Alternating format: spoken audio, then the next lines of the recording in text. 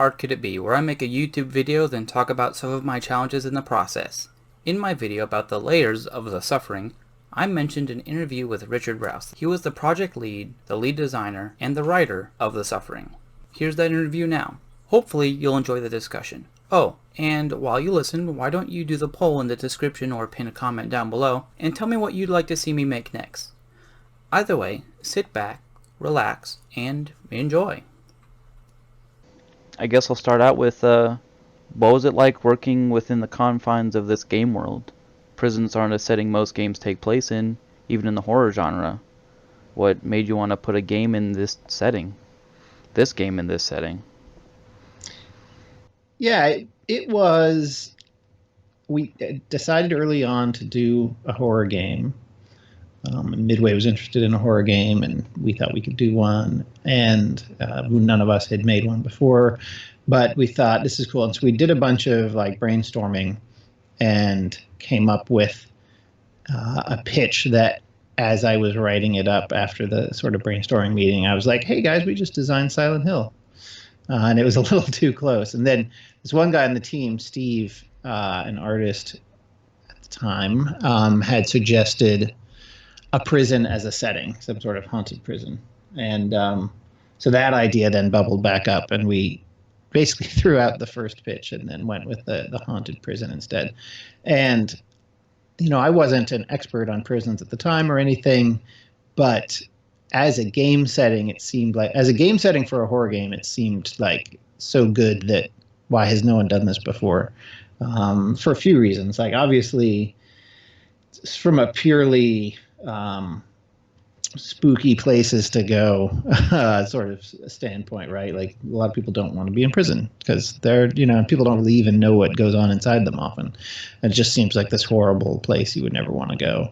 And I always liked the idea of making the horror game of combining, supernatural stuff that's horrible, but placing that in a place that is also horrible. So you're sort of making it double horrible, which is contrast with, like, say, Silent Hill, which is, say, like a small, Americana kind of town that has gone all spooky and sort of shows you how spooky it really is, sort of like a Stephen King story or something. So it's sort of taking a place that we think of as safe and beautiful and making it scary. Here we're taking a place that's already scary and making it scarier. So I like that a lot. And then just beyond sort of just being a great place to set horror fiction, let alone a game, from a game standpoint, it was great because it explains why a lot of doors are locked and a lot of paths are unavailable, and why is there security everywhere. Like, when you're making a game like Silent Hill, you either have to, let the player go a lot of places because it's just a town. Why can't I go over there? Why can't I go over there? And then they would come up with supernatural reasons, or there's a fire, there's a car crash or something. Eventually, it makes your life more difficult to have to constantly explain, particularly when you're making a linear game, which The Suffering was. But for the most part, it was a little more open than many other linear games, but it was still, I would call it a linear game. It's handy to have that justification for you can't go that way because the door's locked, or there's fencing, or there's razor wire, or whatever it is. So it just was like those two things combined. And I always think about that when I think of making games, of does it work both just as a pure story, but does it also work in terms of what gameplay we're going to try to do there? So it makes sense in a lot of ways, just for justifications for the mechanics and the puzzles that you encounter through the game. Sure, exactly. Like, one of the ones that kind of stood out to me is the one where you have to unblock a door and then block the other door because it's a double gate system. Right. Yeah. And that was that's the kind of thing that would be possible in a prison setting that would not make any sense for just a house or something like that. Right. So you mentioned Stephen King, and I get heavy The Shining vibes from Carnate Island at times. What were some of the things that had an influence on your designs during development? Yeah, so in terms of non-game inspirations, I did like Stephen King, particularly his short fiction. Some of his short story collections I like a lot. I was a huge fan of The Shining, the movie, which is very different than The Shining, the book. And Stephen King has always hated the movie, strangely. Don't get me started. I don't. The and then ending of that he, movie he, just bothers he, me. What, the ending of the movie bothers you? Yeah. So yeah, I think I like everything about that movie. I have no complaints. And it's like he remade it as a made-for-TV thing at one point. Stephen King did, because he's like, oh, they ruined it, and my TV thing's better. Very few people think that his TV thing is better than the Shining movie. Like, the Shining movie is it's a Kubrick thing more than it's a Stephen King thing at the end of the day. Yeah. Which is cool if you're into Kubrick stuff.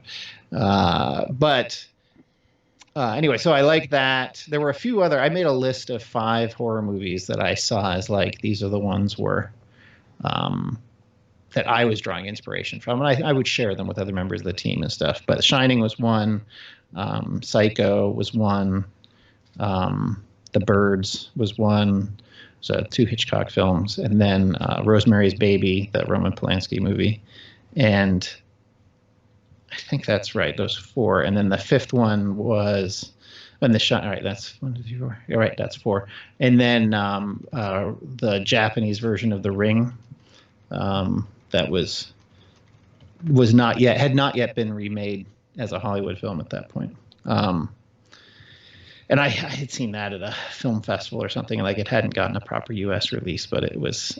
I just remember seeing it, and it was the first like modern Japanese horror thing I'd seen, and was like, oh my god, this is totally different than what we're expecting. Other members of the team. I remember there was. What was it called? The House on Haunted Hill or something. It was one of the sort of mainstream Hollywood horror films at the time. I can't remember the name of it, but that was like something a bunch of the team was inspired by, but less me. I was not into sort of mainstream horror movies at that time. I feel like they've come a long way since then. But a lot of the ones that were coming out in that era of like early 2000s weren't ones I liked very much. So it was more going back to those older films and the Japanese films to get some inspiration, which was funny because we were making, we referred to it as an American horror game because so many of the horror games people were getting were Japanese, which was, and those are great games like Silent Hill or Resident Evil series. But, obviously they're culturally different than what an American team would make. So we just saw that as a way to differentiate ourselves. So those are some of the inspirations in terms of films. I was also inspired by a lot of nonfiction stuff like Dead Man Walking, the book, which was also made into a movie, but I'd read the book. And New Jack was a book about prisons that I liked a lot, made by a journalist who had taken a job as a prison guard for a year or 2, I think, just to sort of, because it's really hard to get information on how prisons work from the outside, or you hear stories, but they're all, they're told by one side or the other. They're either told by the state or they're told by the prisoners, and both have their own biases, right? So this book was trying to take a journalistic look at, what's it like inside a prison, really. And I just thought it was good because, he went in as a corrections officer and was both surprised by both sides, like, how hard a job it was and what a hard time the guards were having, but then also how, a lot of the inmates were really messed up and in a bad situation themselves. So I felt like he had sympathy for both sides of this bad situation often inside prisons. Pretty nuanced look. Yeah, I liked on it. both It was sides of the coin. Yeah, it was Ted Conover was the name of the author who did that. New Jack, I think was the name of the book. So anyway, so a bunch of nonfiction stuff I read as well. And then in terms of games, our original inspiration was probably more than anything else Half-Life, actually, which was, again, very different than like Silent Hill as well. But even like in terms of the gameplay, Half-Life, and originally the game didn't have any cutscenes, and those were added later, as we realized we could benefit from them. I think the Midway, someone at the publisher really wanted us to add them, so we tried it out and decided they did work pretty well. But we'd liked Half-Life a lot, and we were PC game developers more than we were console game developers. So, and Half-Life had always felt like it was sort of an action movie with some horror elements. So now we're making a horror game with action elements. So it's just moving the needle a little farther. And I remember reading on Wiki, on the Wikipedia, that it was really important for you guys to have that solid gameplay, the solid gameplay mechanics, even though it might detract from the horror elements of the game. You want to make a solid game and then add the spooky in, so to speak. Yeah, or specifically, we didn't want you to be a weak character. Because a lot of horror games had built on like you move really slowly or you turn badly or your aim is terrible.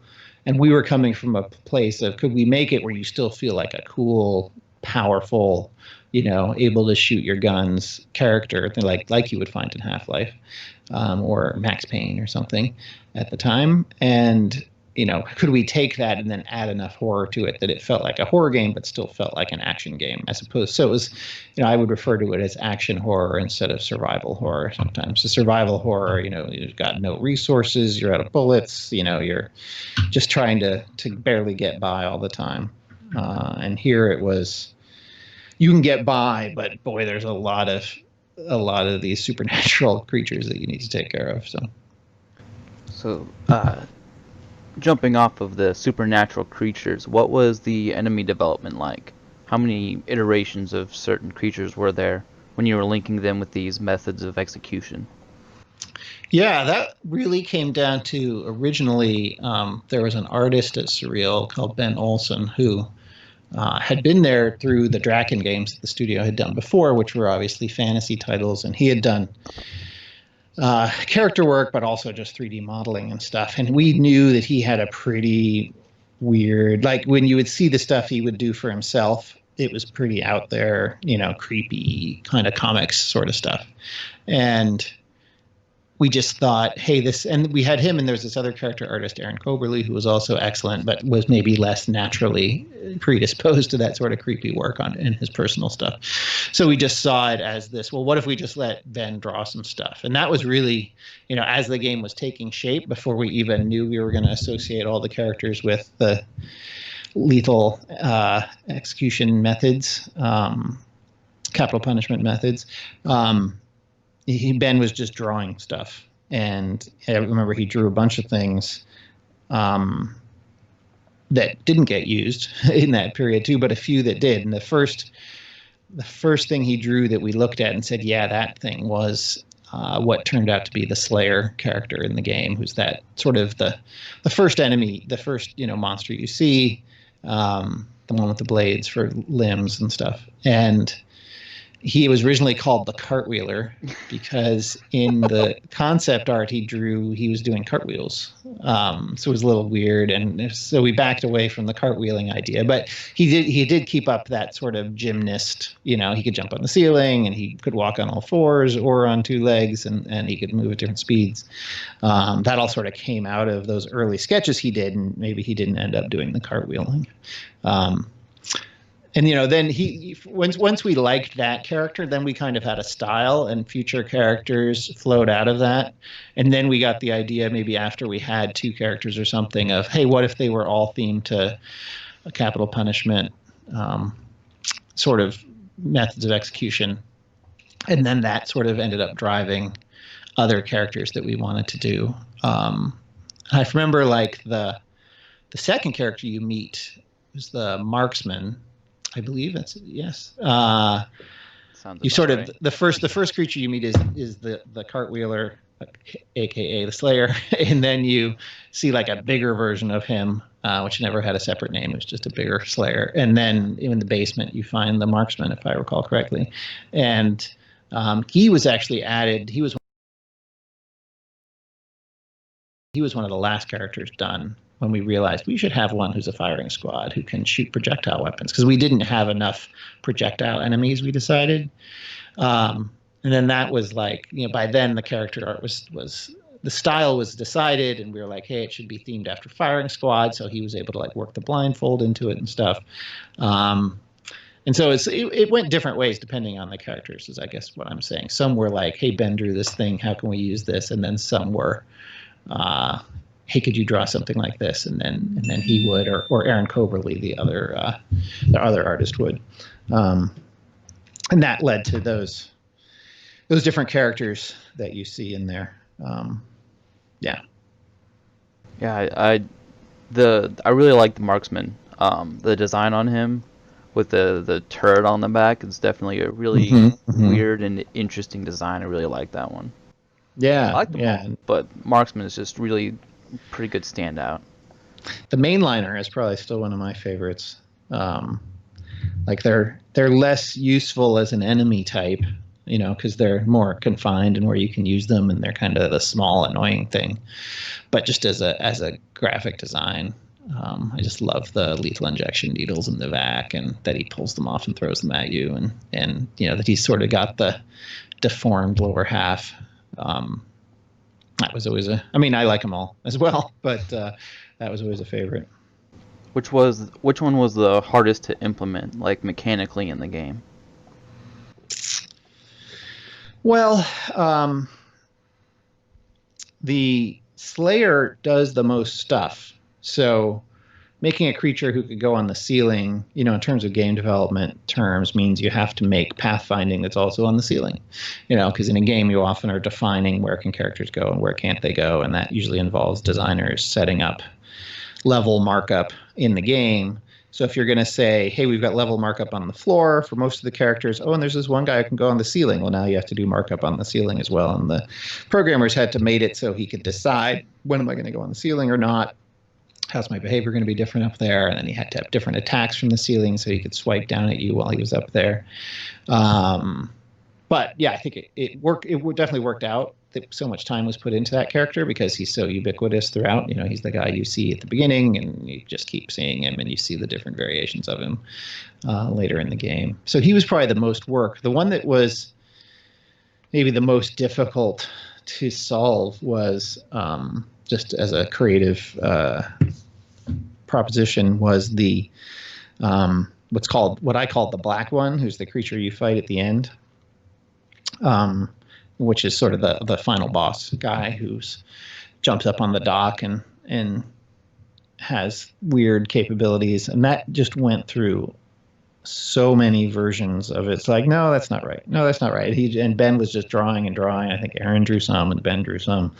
And what's it going to do, and how's it going to be cooler than the other ones? That was the one we were the most stuck on, and I think it worked out pretty well in the end. But you know, it definitely didn't, like many of the other characters.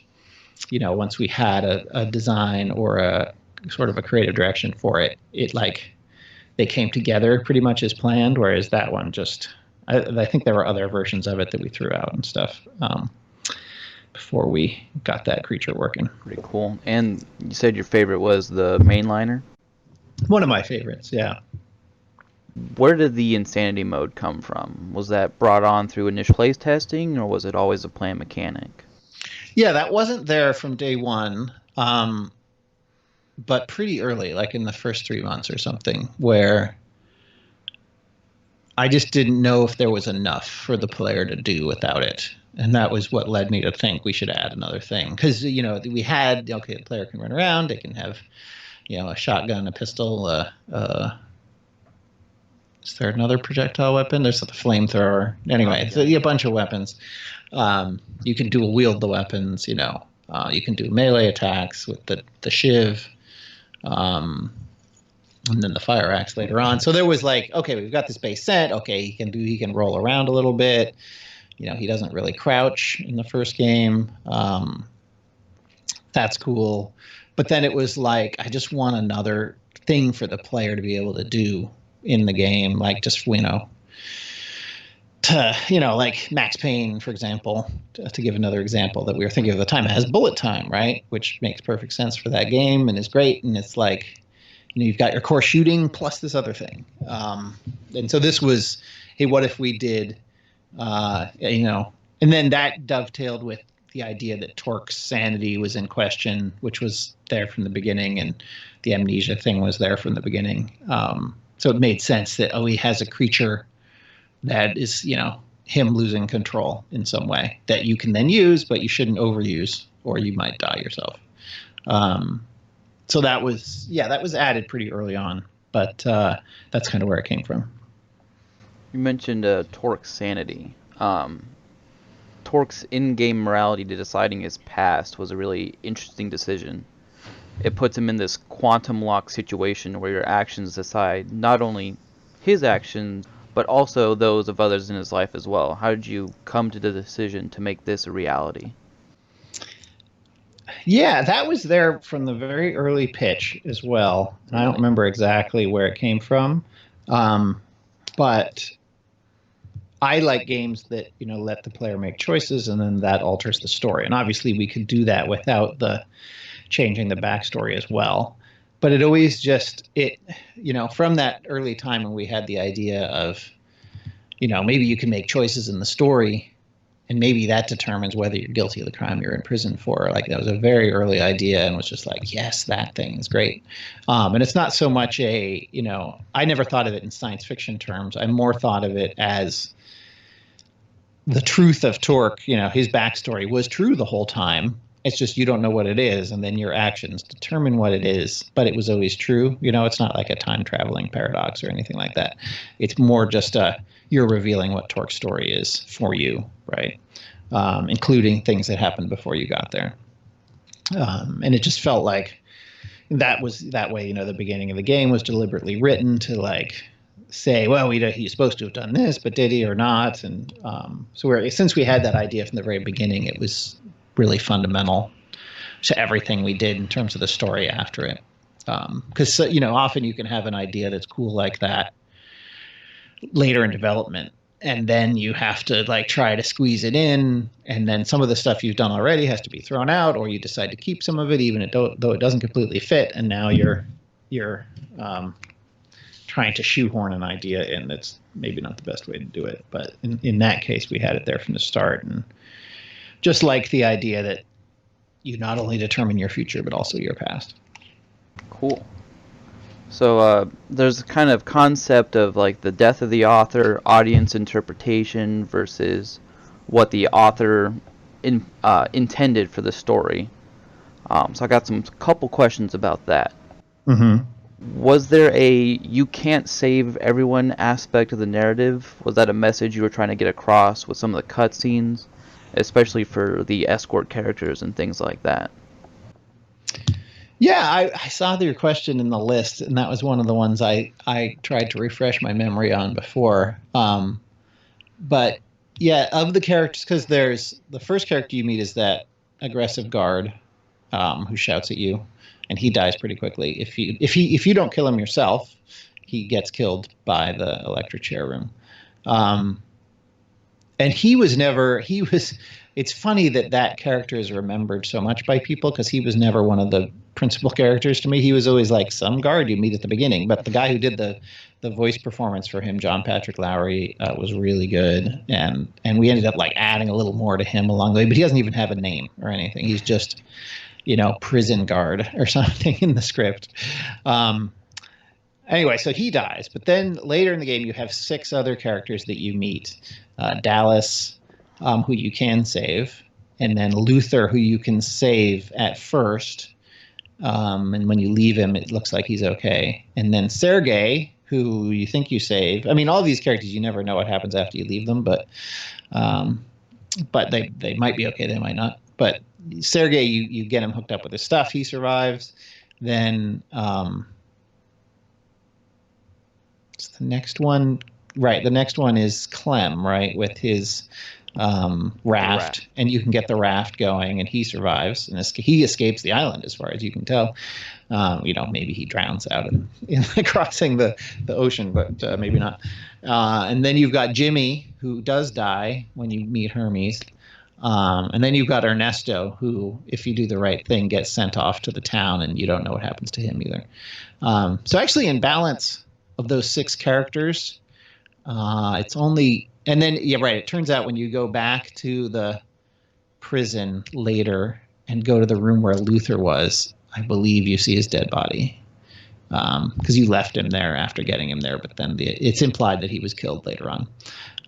So you can't save Luther, you can't save Jimmy, but I think you can save the other 4. So I tried. I mean, it was difficult to do that, and I wanted it to be something where, if you did well, you got a real reward, which was these characters not being dead. A real narrative reward, that is. So yeah, I mean, there's definitely, obviously, 1/3 of them are dead still. So there is some amount of, you can't save everybody. And I think in any kind of, again, the combination of the horror setting and the prison setting, that's to be expected, right? It's pretty rare in a horror movie where, the cast of characters you meet at the beginning are all alive at the end. And similarly, people die in prisons at a higher rate than they die out in the real world. But, the whole game is about death and stuff, so it only makes sense that not everyone's going to make it. Right. Torque, was he meant to represent prison violence in the way other monsters in the game represent other methods of execution? I mean, prison violence is a very sort of amorphous, like it could incorporate all kinds of things, like, from getting shivved to getting killed in other worse ways, or getting killed by the state via, capital punishment. So I didn't necessarily see him as representing that. I saw him more as I really saw him as the players being inserted into this scenario, and what you make of Torque is up to you. So if you interpret him that way, then that's great. But I would think other players would interpret him another way, and that's fine too, as far as I'm concerned. And I feel that way in general about players interpreting the story that they encounter in the game. However, whatever they bring to it is correct because they're bringing it to it, and it deliberately leaves a lot to the imagination. It creates a world that has certain fixed things, but other things that are never explained. And then I love hearing what audiences think of when they try to fill in those things. Yeah, because I was replaying, and I used some time at work to rewatch throughout the whole game. And I kind of had one of those epiphanies of like, is that what he's supposed to represent? Because, you have the 2 characters that were directly executed, or Hermes, who chose to, be executed by himself. And they are direct representations of those aspects. So I was thinking, maybe Torque is supposed to mean that because, he has that back history of his backstory with the Aryan Brotherhood that's mentioned at the start. Or that's the rumor anyway. Yeah, and so. Yeah, I mean, I don't think of when I'm writing. I don't think to that level of symbology, I guess. Like certain things, yes, but more servicing just the story than some larger commentary thing. It's not what I'm thinking about. I'm thinking about, does it make sense that this character would do this, and how interesting it's this, and wanting to bring up subjects like capital punishment or prisons or whatever. Like I want to engage in those subjects and present them in an interesting way, but I'm not thinking, this means this exact thing, or the fact that you find this at this point means this. It's more, does that make sense in the context of the characters and what they're going through? And then I love it, again, when people interpret that stuff like you are doing. Or the funniest one I read was an academic paper. I think it was a chapter in a book maybe, where someone talked about, and this is really getting out there, in the game you can switch between third person and first person. And they talked about how that symbolized, the detachment from reality or something, that you could go from being third person to first person. And what did that mean? And I thought that was really interesting, and totally not my intention at all. My intention was, wouldn't it be cool to look at stuff without the character in the way sometimes? Yeah, let's do that. Okay, cool. Oh, let's add a little more features to it. Okay. Oh, I guess it's a first person mode. Okay, that's cool. It's not supposed to represent he's disassociating in the moment. Right. But the fact that someone, but when artists create stuff, not to sound too pretentious, but they're often not thinking of those things. that doesn't mean that the subconscious isn't thinking of them in some way. So who's to say that that wasn't the reason I put it in subconsciously, right? It might have, or other people on the team might have suggested it for their own subconscious reasons, right? So I'm a very open. I know some creators get mad when they see interpretations. They're like, that's not what I meant at all. And I take the opposite of like, oh, that's cool, you think that, and sure, go on thinking that. And who am I to say, right? I feel like this is true of all creations, but games even more so, is it kind of doesn't really exist until the player plays it, and that's when it really exists, because you're making choices and interpreting and all of that. So you're sort of completing the work that the development team started. So complete it how you want. You mentioned commentary a couple sentences ago. Mm-hmm. Was the game supposed to be a commentary on the way prisons and the incarcerated are handled in America? Or was that just collateral damage in the process of creating a game in this setting? Yeah, I guess there's, when you're creating a piece of fiction in any genre, and you set it somewhere that is, a real place, and try to make it real in certain ways. Obviously, there's lots of unreal stuff about the game too, but you kind of can't help but have some kind of commentary on it. But then on the other hand, there are some books or movies or games that like have a real message, that are like, I'm making this movie to show how bad, the country was 50 years ago, and how this one court case fixed everything or whatever. And these people are clearly villains, and these people are clearly good people. And that's fine too, but that's not the kind of stuff I tend to make. I tend to make things where, you as a player character are maybe dubious in your motivations, and the people who are your allies have their own shortcomings, but then the people who are villains, maybe they have a point. Maybe there's some reason they turned out like this. Like when you meet Horace, for example, the electric chair character in the game. Obviously, he's, has done these awful things to his wife that led to him being sentenced, and is, killing people who come to the electric chair room and stuff. He's not a good dude. But on the other hand, he's got this story of why he did it all, and it kind of makes sense in his, he's got mental health issues, it sounds like, and versus, say, Hermes, who's more of a pure sadist. He's probably the most villainous of anybody in the game.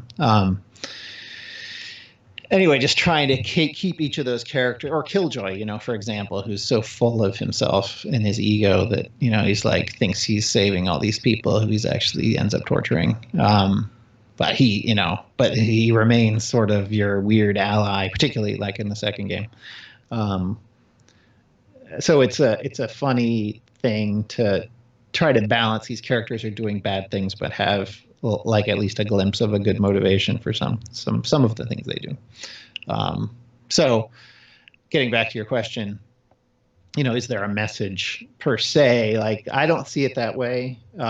But of course you can interpret that way. And it's sort of, I try to create a space that presents something that maybe people don't think about. Like in society, we tend to try not to think about prisons much at all, other than, oh God, I don't want to go there. And then once people are in there, we forget about them, pretend they're, assume they're all horribly guilty when many of them aren't.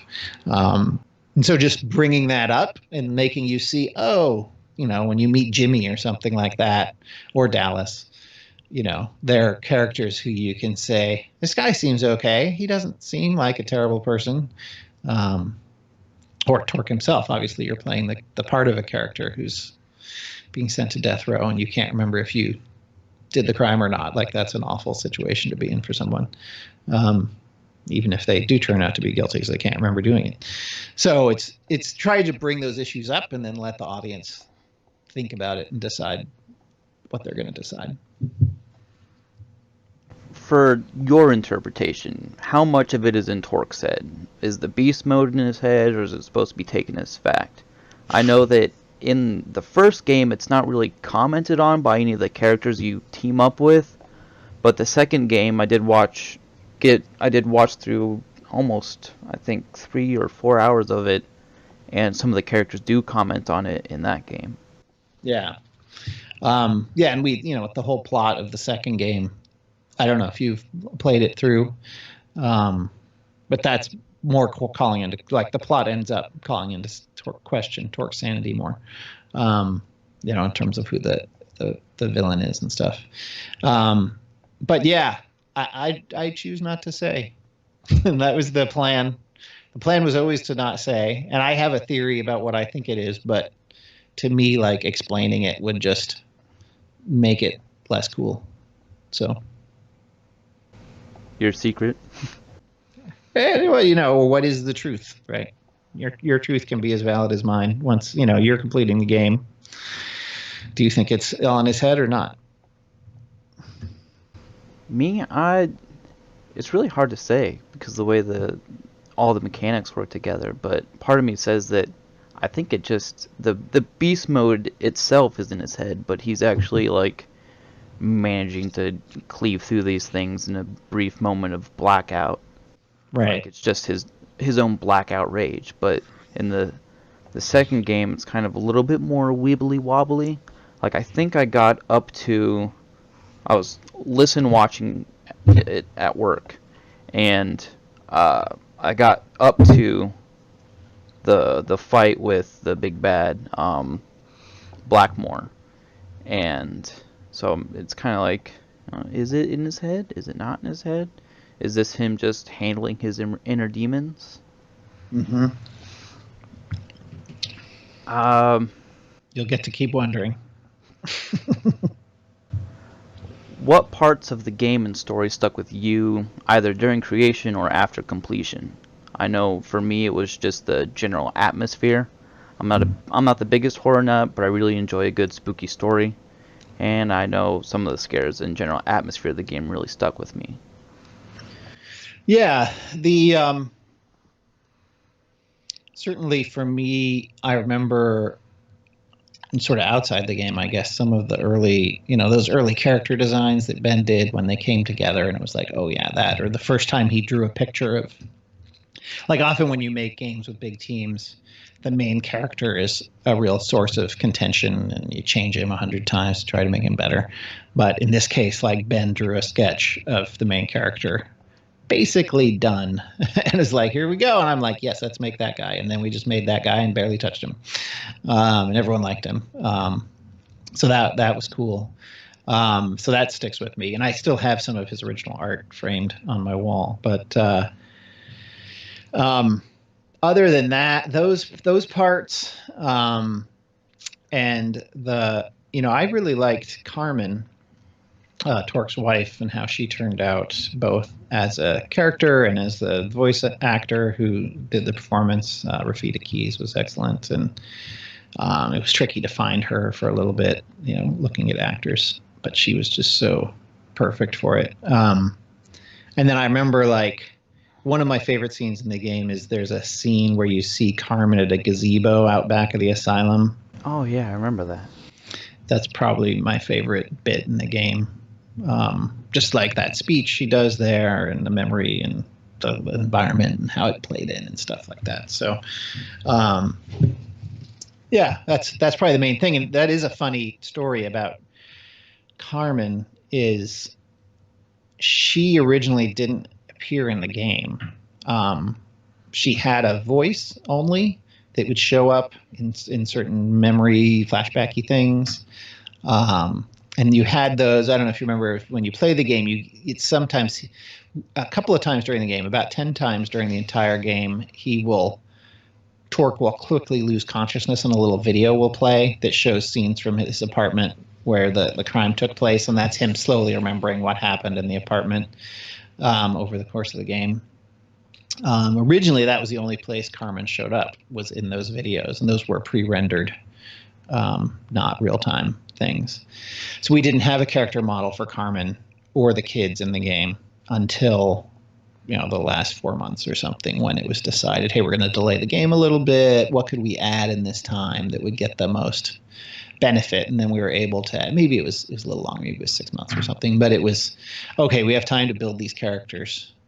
Let's build them and go back to the voice studio and do some new recording of Carmen and the kids. And really implement them in the game better. And then, yeah, actually, then you can see them in the game, and you see them in those little flashbacks and stuff. And it's hard to imagine that we almost shipped the game without that stuff because it's so critical, right? It's like, oh my God, the game without that just it falls apart. To me, anyway. So that was, that coming together, and yeah, in particular, that gazebo scene was huge. What's your favorite ending? Not necessarily the canonical one, but what's your favorite ending? Well, they're all canonical. I don't know if you know, but in the second game, it actually starts from whichever ending you got from the first game. Like searches for your save game and tries to figure it out. So if you played it like on the same system, I don't know if it works on the PC to be honest, but on the PS2 and the Xbox it worked. Because the PC ports were done by another studio. And I don't know if they got that to work or not, but so yeah, again, there's no favorite. It's whichever one you got, and that's what it is. And I try not to refer to them as the good ending or the bad ending, because it's like, this is the ending you earned. You get to decide what you think about it. Were you worried the game wouldn't be received well? Sure. Yeah, it was, I think whatever. Yeah, I think that's it. That grips me with terror every time I make a game. It's like, what if this doesn't go well? And I think now, in more modern projects I've worked on at big studios anyway, you have more testing and usability, and you get consultants come in and tell you what they think about it, and you just have more opportunities for people to give you their opinions. But it was funny, too, at Midway, that we were not the favorite game that Midway was putting out in that 6-month period. And we ended up reviewing and selling a lot better than the other games, which was a surprise to me, I guess. And I didn't know how it was going to go. And at some point, you just get so close to it that you can't know anymore, and you're also just so exhausted from working on it that you just we're done. Can't work on it anymore. Let's see what happens, I guess. They don't like it? Well, there you go. Or they do like it. Oh, that's cool, Especially in that era of game where they don't have all the modern patches that we do now. Right. Just kind of you ship it and you abandon it, basically. Yeah. And the other funny thing, I was just talking to some friends about this. Back then, you would ship it, but it was also several weeks to a month before it would come out, because they had to send the disc to manufacturing, and that would take a while. And you still do that for big console releases where you have to put a version on a disc. But like you say, you keep working on the patch, the day one patch. What game doesn't have a day one patch at this point of some stuff you just wanted to get in at the last minute? And then you think, well, we didn't fix that, but we'll fix that in the next patch or whatever. And you're constantly thinking of that. Whereas, that original Xbox PS2 era was the last time that patches weren't a thing. And I remember making changes 2 days before the Gold Master went off. Gold Master being the term for the final disc. Changing stuff in the game and being this is a really bad idea, but I really got to fix this. No one's going to notice this but me right now, but I think the players will, so I'm going to make this change, and just being right there in the tools doing it. And maybe not telling other people on the team I was doing it and stuff, because I didn't want them to freak out. But it was we got to fix this thing. Oh my God. That paranoia that the players are a lot of players will go through and purposely try and break things in the game. Yeah, or just, they play it in a way that's different than how you as the development team play it. You as the development team very rarely play it through start to finish. You play this level or this level. You're testing this one thing you just did, and that requires you to play it for 20 minutes. It doesn't require you to play it for 10 hours or whatever, right? So how many people have played it? When you ship, I would say most of the development team has not played it start to finish. I mean, I had played it start to finish, and a few other people had, and then we had testers who had, and people at the publisher who had, but most of the artists, most of the programmers, et cetera, have not, or even a bunch of the designers have probably not played it start to finish. Are you ready for the big bad Air Force question? Yeah, I think you'll be disappointed in my answer, but yeah, go ahead. I'm guessing you don't know anything about the deal. That's right. I don't know anything about the deal. Sorry. Yeah, I mean, like we were talking about sort of in the pre-call period, Midway was, I'm sure it was the right price for the right stuff that the Army wanted. And I mean, I think back then, the Army and the armed forces in general are always looking at new ways to recruit young people, right? 18 years old. And I'm sure at the time, and before that, there was that Army game. Do you remember that? Yeah, I kind of vaguely remember that. It was funded by the military, and it was like a first-person shooter, but told from a very pro-U.S. Army. And you would play, it was multiplayer, but you would always be the American side, and the other side would look like the enemies. It would just swap the character models out, I think. Anyway, like they had done that, and that cost a certain amount of money, right? And they decided they got whatever promotional value they got out of that. And then they said, maybe we could just license. This would be my guess. It's pure speculation. Maybe, what if we just bought some games and gave them away for free, and people had to give us their email address to get them, or whatever you had to do. I didn't get them that way, and it just happened. And I was, when that deal happened, I don't remember if I was still at Midway at that point, or if I even, it's one of those things like I heard, oh, they gave it away. Well, that's cool. More people playing it, because you want, for me anyway, I want people to buy the game because that means I get to make another one, and people will see, that it can be a profitable thing, and so maybe we'll let them make another game. But there's also, at a more raw level, it's not about getting money for it. It's about getting people to play it. So if, millions of people downloaded it from the Navy website years later and played it, that's awesome. Like, I'm totally in favor. Like on a pure level, I'd just give it away. But obviously, better that Midway got some money out of it so that could be a viable model so other things could be made. Right. Do you have anybody that I could reach out to about it? Not really. It was so long ago, too. What was there something in particular you wanted to know about it? I'm curious about their thought processes with what games they decide to give out, because there was a comment. What were the other games? It was I read saw something on Reddit or whatnot that it was the Suffering 1, which I knew about, the Suffering 2, Ties That Bind, and then Area 51, all from Midway. Mm-hmm. That Area 51 game had David Duchovny in it. That's right. Another game that I actually wound up picking that up at a Walmart or something back in the day. And somebody was Marilyn Manson too. David Duchovny and Marilyn Manson. And it was like, they're trying to tell us something. I'll tell you though, I think, if I were to find someone who had something to do with that deal, and there is one person I could message who might remember, and I'll try to do that. And I actually was just talking to him about something else in the last few weeks, so it won't be totally out of the blue, but there's often not a lot of thought. Like you try to, why did you do this? People are like, I don't know, I knew this guy from golfing, and then we did this deal, and I had these games, and Midway needed money, so the price was low, and they thought, oh, these are the ones that actually have PC versions. So I think another game that came out around the same time as us was like the Midway sports games, like Ballers or Blitz the League or something like that, and or like PsyOps. And those games didn't have PC versions; they only had console versions. So, and the Navy was probably thinking, well, we just want them to be download off a website. Obviously, you can't. A freebie for a console is a whole other level of complexity. Like you got to actually, back then you'd have to make a disc, and who still has that console? Whereas here we got PC versions of these games. Right.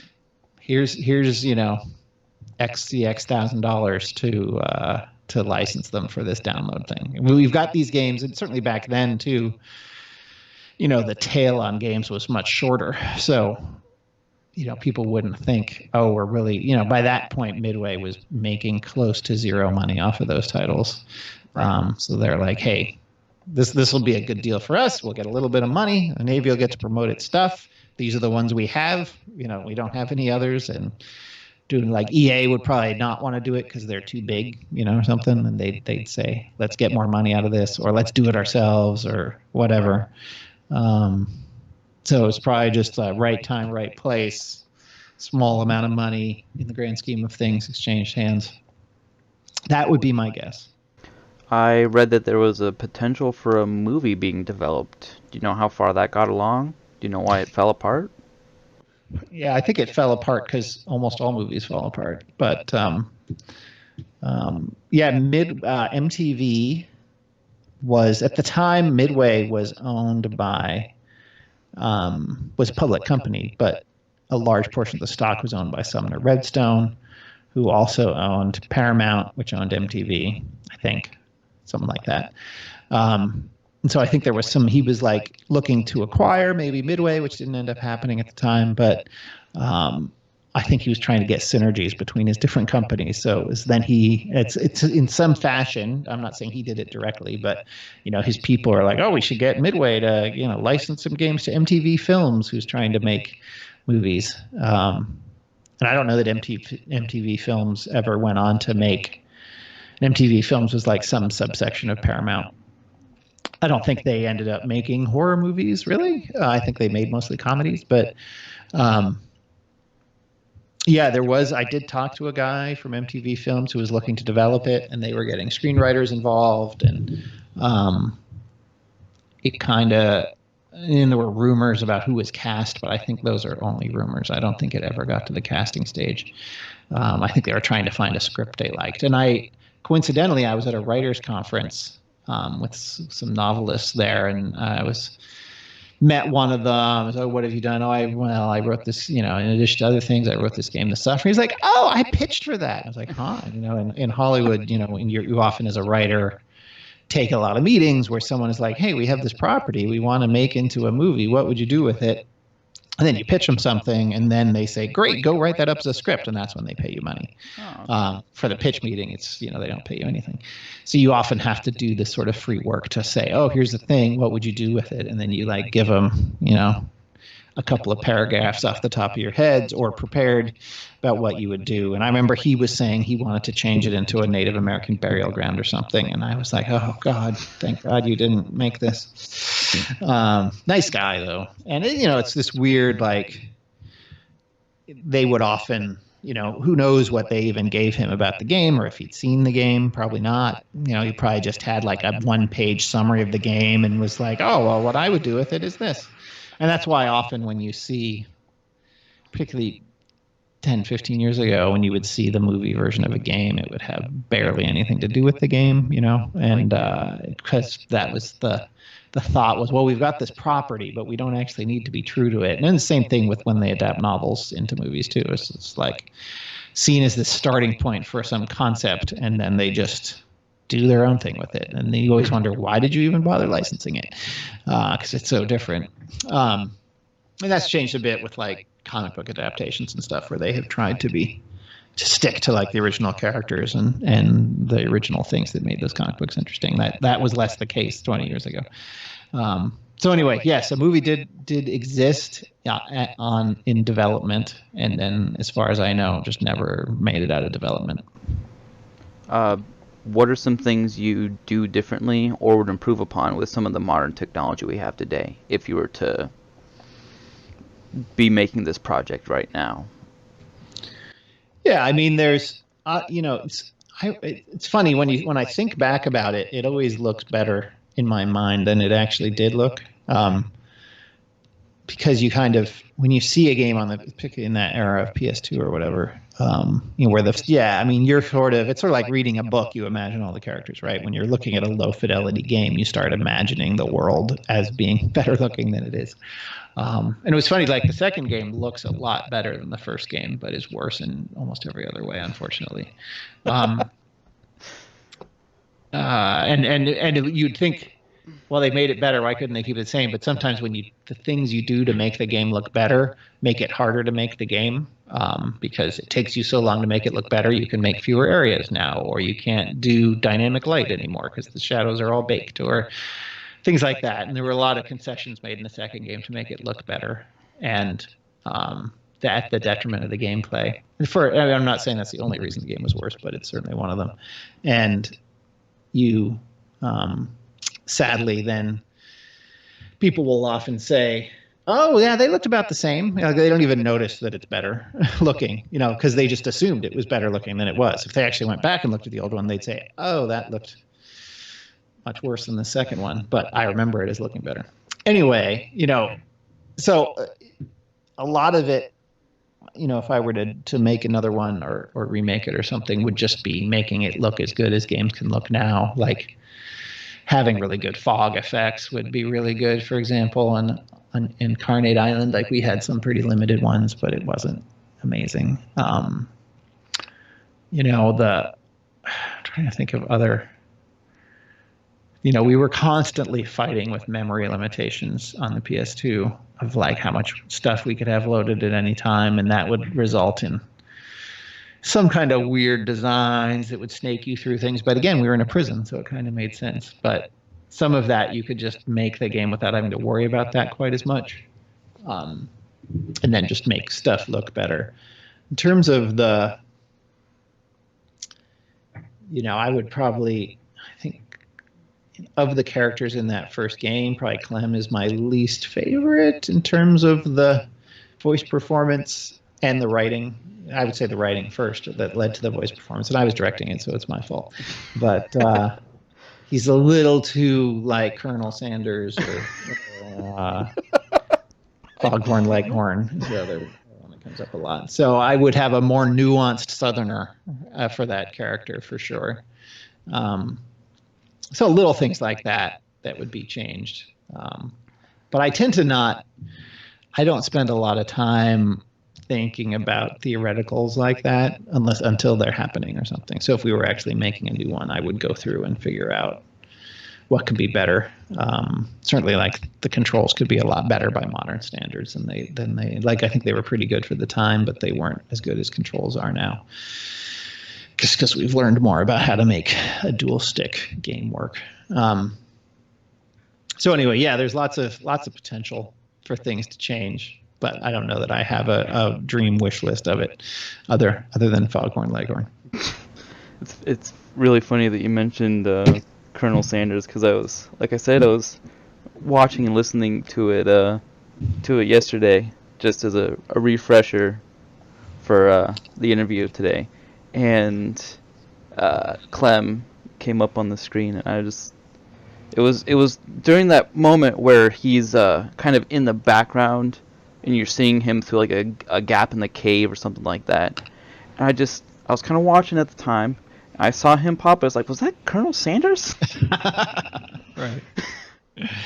Yeah, a little bit. Like, I don't hate him. I don't think he ruins the game, but it would definitely be a redo on him a bit.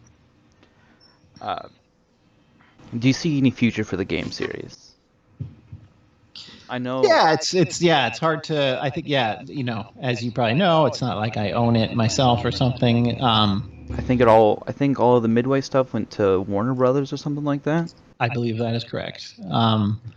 And they recently re-released it on GOG in the last year, so you can go buy the two games on GOG now, which was, for a decade there was nowhere you could purchase the game. Yeah, and you can't. It's the advertisement servers are down too, so you can't even use the free version anymore. Oh, right. So was that how the Navy version worked? It had ads that popped up on the front screen or something? I think so. I don't vividly remember there any ads showing up, but you just know it won't run. Yeah, I tried to download and get it to run, and it wouldn't run. Right. But hey. Got to spend the $10 on GOG, I guess, or wait for it to be on sale for half that or something. But yeah, I mean, I think that a modern version of it would do pretty well if done right. I think people who are into horror stuff, there's even more than when it came out, there's more horror games out there that are doing pretty well. Outlast and Agony and stuff like that. Yeah, or like Dead by Daylight, or the frictional games, Amnesia and Soma and stuff. or the killing floor or whatever, and there's just there obviously a variety of those that are more straight up like horror, and those that are like shooters with a horror setting or whatever. And as I said before, the Suffering sort of a shooter with a horror setting. So yeah, I mean, it feels like it feels like it does things that those other games don't do that people would be into. Yeah, so if the opportunity arose to do another one, I'd be happy to, but I don't know that it will. Would you want to do a remaster? Possibly, just so that people could play it without seeing the ugliness. I definitely like remasters that really feel like the original game when possible. And there are some that are just like, we've basically remade this game entirely or something, and it ends up feeling a little worse or junkier or something like that. So it'd be great to do it that felt as good as the original, but then just looked better. Maybe redo Clem too, or not. Maybe leave him in so it's authentic. I don't know. But maybe do both versions. Yeah, I'm not dying for there to be a remake either, because I kind of like, if someone wanted to do it, great. I would happily help in any way I could. But I'm also not opposed to things sort of staying in the time when they were created. That you go look at like an old game from the 80s or something that has a very pixely look or whatever, and it's kind of cool that it looks like that, and I don't want it to have 3D models instead of 2D pixel art. So I'm okay, and I feel the same way about a PS2 era game has a certain low fidelity look to stuff that it's just how games look then. It's like I don't want my black and white movies to be colorized either. That's fair.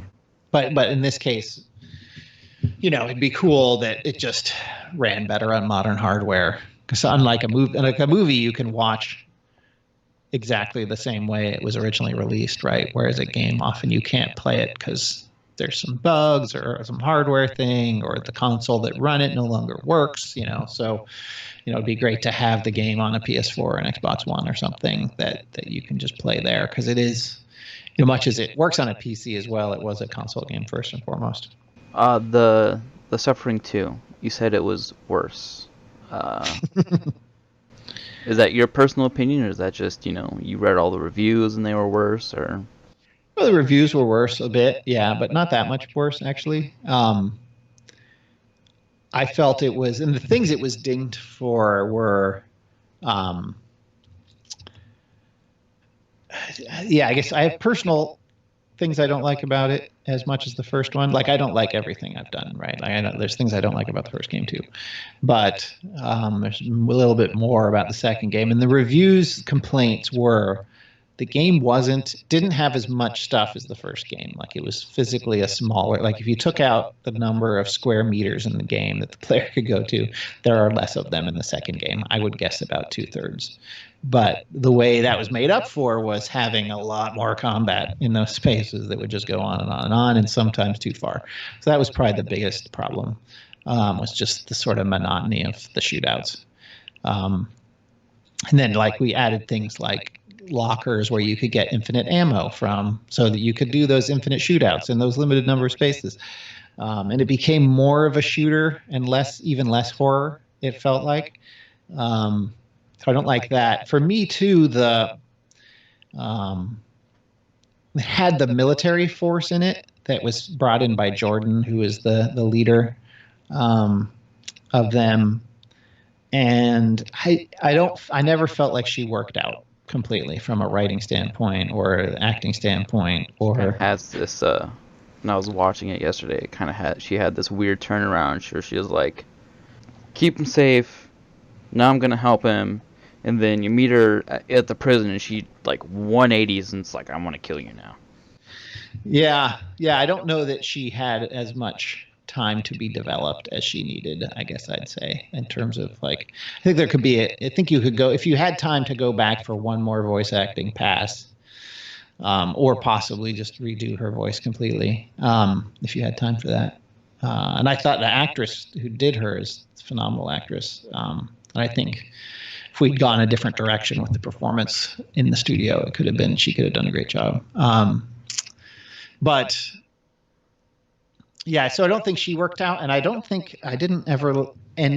not end up liking having as many military characters in the game as there were. It just felt like it distracted from, the game was sort of, it should have been more about Baltimore City streets stuff than, oh, it's Baltimore City with this horror stuff. Oh, and this military thing too. It just felt like one thing too many that distracted away from what the game could have been and sort of being more about urban blight and stuff. So yeah, I probably would have, the show The Wire, if you know that show, also set in Baltimore. I actually watched after the game was done. And just showed me more stuff about Baltimore than I knew before, and the way they did housing projects and stuff. Because we had talked about doing an actual housing project as a location, but ended up not doing it. And I feel like that was a missed opportunity. I also saw the movie Candyman, if you've ever seen that. Oh man, Candyman, that's a fun movie.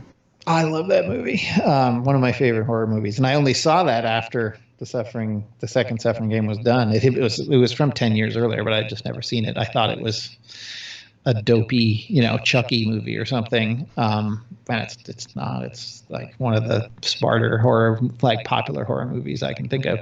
But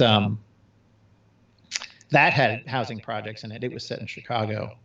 And the way those are portrayed in that felt very realistic, but also horrifying. And it was like, God, how did we not do that? So that was in the plans, but then it's just like, oh, the art's hard to do. And, housing projects, these giant buildings, how we're going to do that. And I think you would have to be smart about how you did it.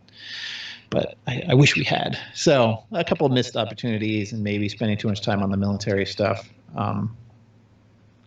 And then the sort of endless combat cycles, all of that could be different. So could be a little bit more streamlined and get you through it a little bit quicker. I don't think a short game is a problem, as long as that short game is, really impactful.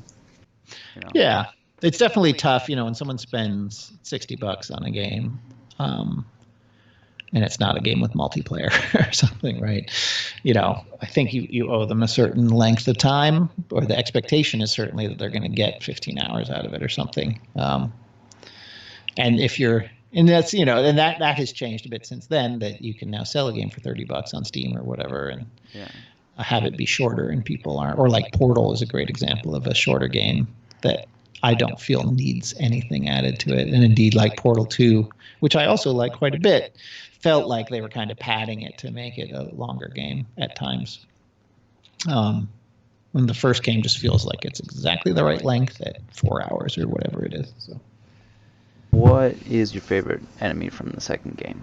I know that I really thought the design on the gun spider. Oh, right. I thought that was wild. Yeah, the main one I remember liking is the guys who I haven't looked them up in a while, and I can't remember what they're called, but they're guards who have like a flashlight in their head, or they're like reincarnated guards, and they sort of pull themselves around the ground, and then they're like a turret sort of enemy. Yeah, I remember those. That was one of my favorite. I just pulled out my Suffering 2 strategy guide here. Which is how I remember the names of characters. I'd say the Gorger, Trigger Man. One of the creepier designs to me was the dogs with the human head and a knife strapped to their face. Yeah. Oh, the suppressor. That's what the guys with the flashlight and the guns growing out of them, and they're missing their legs, and they pull themselves around on their butts. Love those guys. But yeah, the Mauler, that was the name of the dog. I thought those Dog Human. And that was a Ben Olsen special. Like he had a whole comic book he'd drawn about dogs with human heads. Like not a horror thing, just a weird, messed up comic book, like sort of indie comic book sort of look. And we were like, well, and I just said, well, Ben, we're getting your dogs with human heads. Here we go. That's another. It fit with the character who was their boss. The slave hunter. Yes, the slave hunter guy. Not the creeper. I'm looking in the thing now. That weird flasher guy. Yeah, the creeper was the flasher guy. I think he was the spookier of the two, not gonna lie. God, yeah, he was awful. Easily the most disturbing character I've ever been involved with. Now, when I was watching that playthrough, were those two different characters? Copperfield, that was the name of the wasn't that his name? The slave hunter? Something like that. So were those two, I only saw the one playthrough, because I didn't have as much time as I would have liked yesterday. But were there two different boss fights planned, and you do one if you have a good karma and one if you have a bad karma? Yeah, that's right. Yeah, there were two implemented, and then you get one on one path and one on the other. Okay. And that was, again, trying to make there be more variety to playing it twice, so you'd have more reason to do it. I'm not sure it was worth it in the end. It might have been better to just have both and have something else be different. But we didn't spend as much time making those boss fights as good as the boss fights from the first game, but which, again, I don't think are the best part of the first game either. Like, our boss fights are always a weakness, but like, you had the Horus one that was cool with the electricity, and then Killjoys with the projectors you had to destroy and the respawning. Like, those felt like they were richly integrated with the characters and stuff, and the environments that you fought them in. Whereas, if I recall, you fight both Copperfield and the Creeper in the same location that is sort of tied to neither of them as a result, and they're just sort of like, they spawn stuff at you and are bullet sponges or something. So, yeah, I do remember the Hermes fight, and you, I think it's just cranking the valves. Right, you're trying to control where his gas is going or something like that. Probably the weakest of the ones in that game, but still pretty good. I think it works thematically, though. I think yeah, really no, it totally does. Yeah. Not every, quote unquote boss fight has to be a physical fight. It could just be using the right tactics and using it as a puzzle instead. I think it's pretty good. Yeah. Any questions that you want people to ask you, like when you were, maybe in the post process of the game, or maybe doing interviews with other outlets and stuff like that? Was there anything you wanted somebody to ask you specifically? Not really. I definitely enjoyed the process of those interviews, and when people would say, "Oh, I was playing it and I thought this," or "I was playing it and I got this thing," I would always be delighted by how those turned, the things people would pick up on that I hadn't necessarily been expecting. So that was always rewarding when people would bring up stuff that I was thinking but hadn't said explicitly, and they would have figured some part of it out, or hearing like, well, thematically, I think the game is like this. So I feel like that some of that really went well, and some of that, particularly on the second game, because people had played the first game already and then were coming to look at the second game having played the first one. There were a lot of cool conversations that came out of that. So no, and I feel like your questions have been great. So, I'm glad to have supplied you with some invigorating questions. I had another question about Suffering too. I just remembered it. Mm-hmm. That was kind of again one of those kind of audience interpretation questions. Was there any thought about how it is for people that were in the system coming back into their neighborhoods and struggling to succeed afterwards? Do you have any plans or ideas for that? Was that in your mindset at all when you were making the second game? Yeah, I mean, definitely the idea was that he had been to prison before. It was never really said why. and that just sort of portraying the reality that I had seen reported many times of, if you're growing up in a group home, as Torque did, you're not getting the sort of parental support that you get if you're fortunate enough to have parents. And you're not set in an environment where you're going to a school that's well funded, and you're not set in a place where you have, if Torque wanted to get, as a kid wanted to get into tech or something, like, who would he even talk to about that? That seems impossible, right?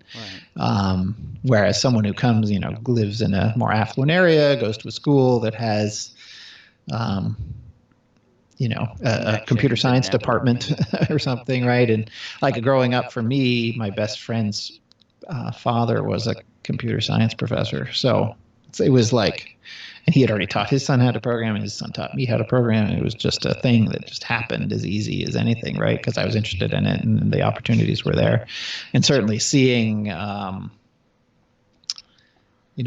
do people end up in prison again and again? It's often that, they don't see any route to financial stability other than some sort of criminal endeavor or half criminal endeavor or something, or even get caught up in things they didn't do because there's so much crime in their neighborhood and the city's having a crackdown or whatever. And,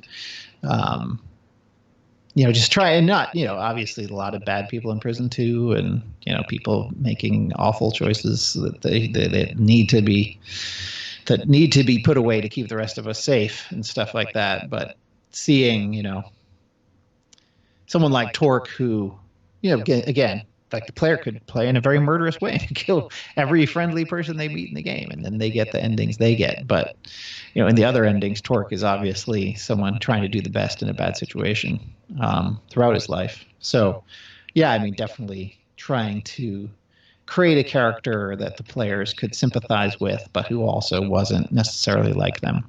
The gray area of society. Or just who had an upbringing, because a lot of the people playing, I don't know, that's not true actually. I was going to say a lot of the people who can afford a video game console and a game for it, have money, but then, then you have people like yourself who, not commenting on your financial situation, but a lot of people who got this game for free after the fact because, they've got an old PC they can run it on, and the Navy's giving it away.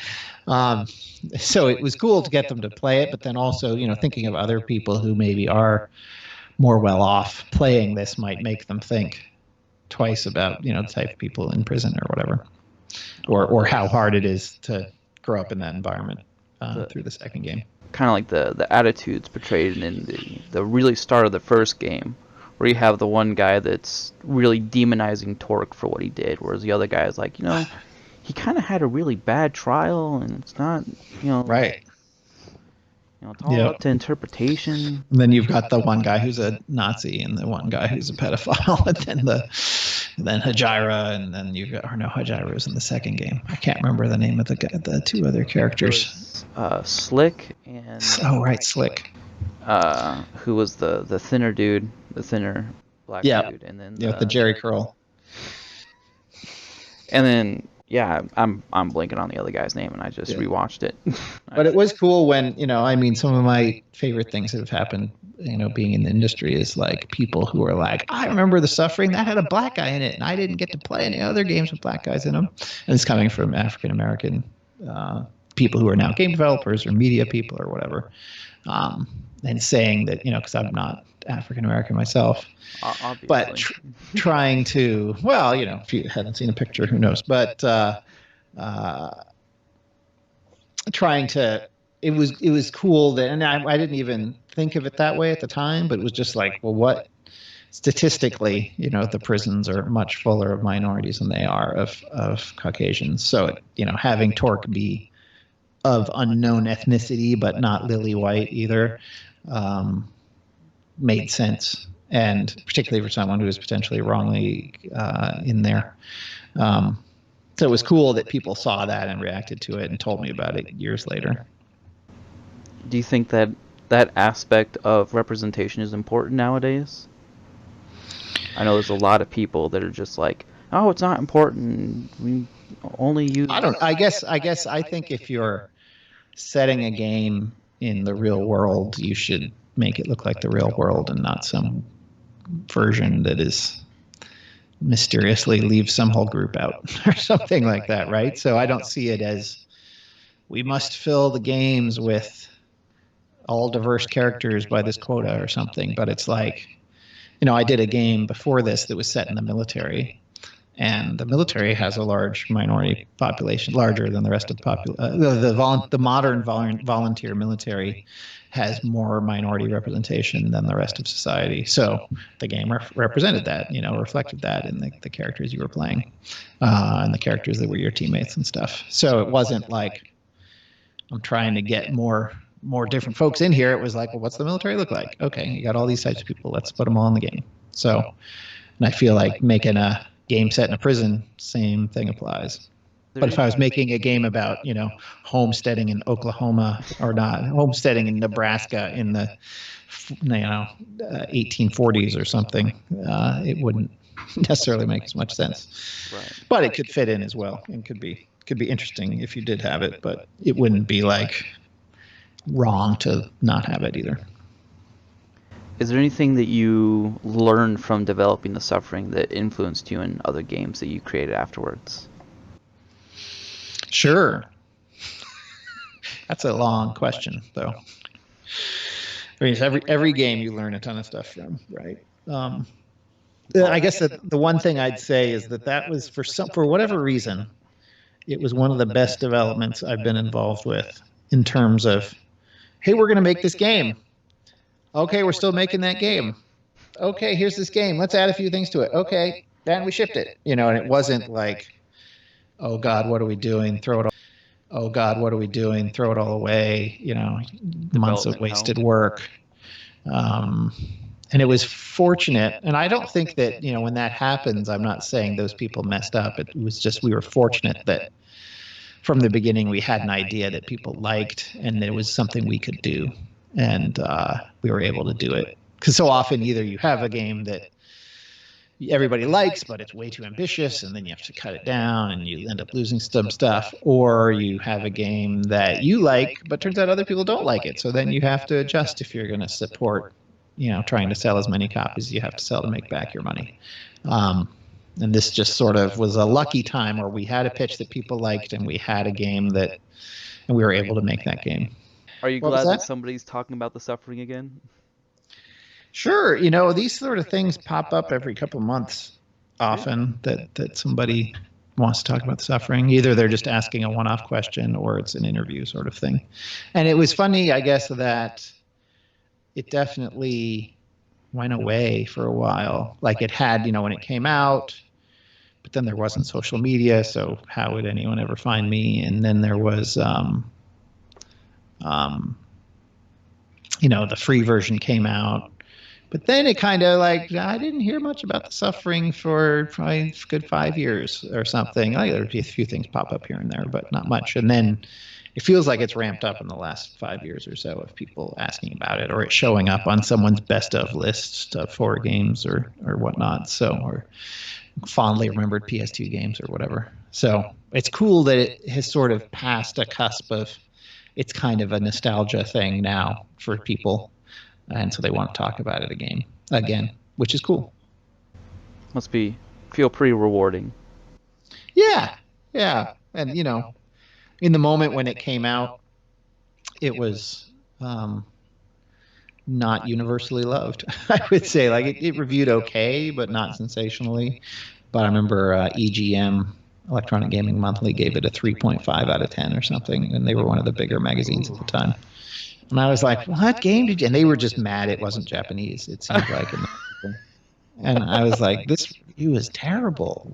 Screw these people forever. EGM said to me, they've gone out of business since then and stuff, so it's all fine. But just remember that review, and it scars me to this day because they were a really big magazine and they hated it. So I can definitely relate to that, But in time, whatever hangups they had, anyone who comes and talks to me now liked it, right? Like people who hated it have gone on to hate something else or whatever, right? They're not remembering a game they hated 10 years ago or 15 years ago. Yeah, better to fill your life with positivity, right? When you can. Cool. Thank you again. Thank you. Enjoyed it. Looking forward to the video, as I said. Talk to you later. Talk to you later. Bye. Bye. Let's talk about some of the challenges behind this interview now that it's over. As soon as I had decided that I wanted to do a video about The Suffering, I wanted to see what some of the history of the game was, so that I could possibly put some more of that information into the video.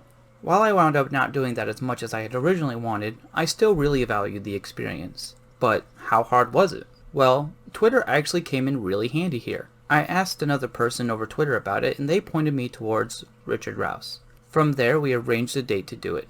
In the meantime, I had to come up with the questions. Some of them were things I wanted to know for a while, such as the Air Force connection with the game being released for free. Others are questions I came up with after going through the story again, and thinking about things on other levels other than just the basic game design. From there, we just did a call via Skype, I recorded it through OBS, and voila! We have this video now. Overall, I think it turned out pretty well. It was a really rewarding experience. Now, the audio balance is a bit weird. Richard Rouse's audio is a lot louder than mine in the interview. So I separated out most of my audio and put it on a separate audio track, and then boosted mostly the whole line. Wherever there's overlap between us, I usually air downwards so that there's not too much distortion. A little bit of work, but I wanted to make sure as much of the audio as possible was easy to listen to. I did a few cuts here and there for some stuff that was off topic or shortening some of the longer gaps, but I kept the audio as pure as possible. With all that said, follow my Twitter, I guess. I've been posting there more and more. You can find the link down in the